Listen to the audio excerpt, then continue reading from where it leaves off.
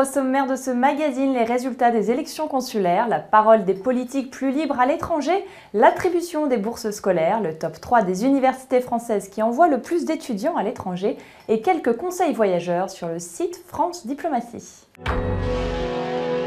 Vous êtes francophone et vous résidez au Brésil, vous souhaitez vous expatrier au Brésil ou y monter une affaire.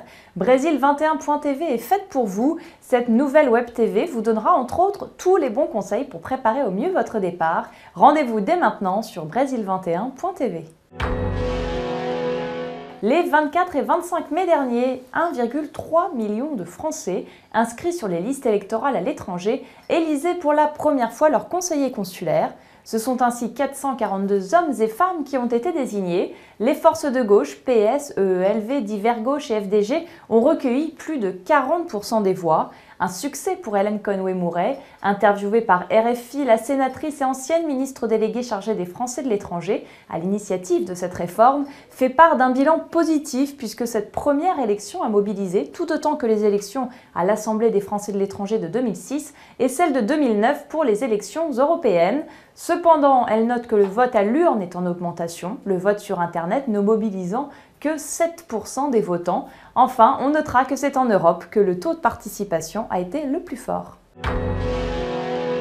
Les langues se délient-elles plus à l'étranger? Nos personnalités politiques ont effectivement l'air plus enclins à délivrer le fond de leurs pensées dans la presse étrangère que dans l'Hexagone, à commencer par François Hollande qui s'était attiré les foudres de l'extrême gauche en soutenant qu'il n'y avait pas de communistes en France dans une interview au journal anglais The Guardian.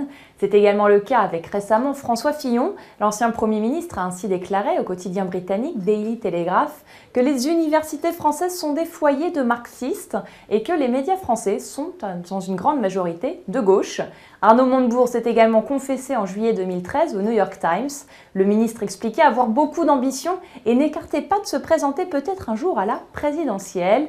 Décidément, quand nos politiques s'expriment face à la presse étrangère, ils auraient tendance à s'abandonner un peu et à oublier les critiques dont ils pourraient faire l'objet face à une presse francophone qui, elle, ne les louperait pas.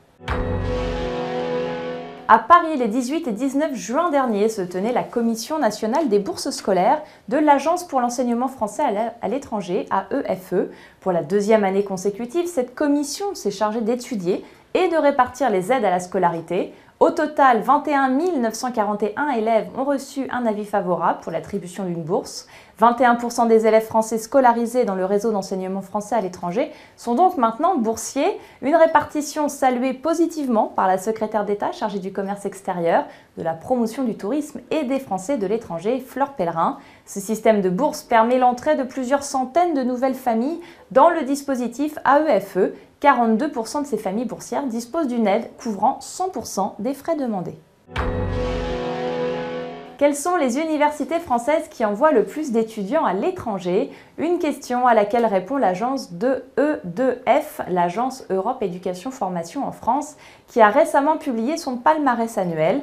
Grâce à leur programme Erasmus, l'université de Savoie-Grenoble 3 et l'université du Havre sont les 3 écoles françaises du supérieur à envoyer le plus d'étudiants hors de France. Toujours selon l'A2E2F, d'une manière générale, les universités publiques restent les principales écoles qui envoient des étudiants en voyage Erasmus, suivies par les écoles de commerce et les écoles d'ingénieurs.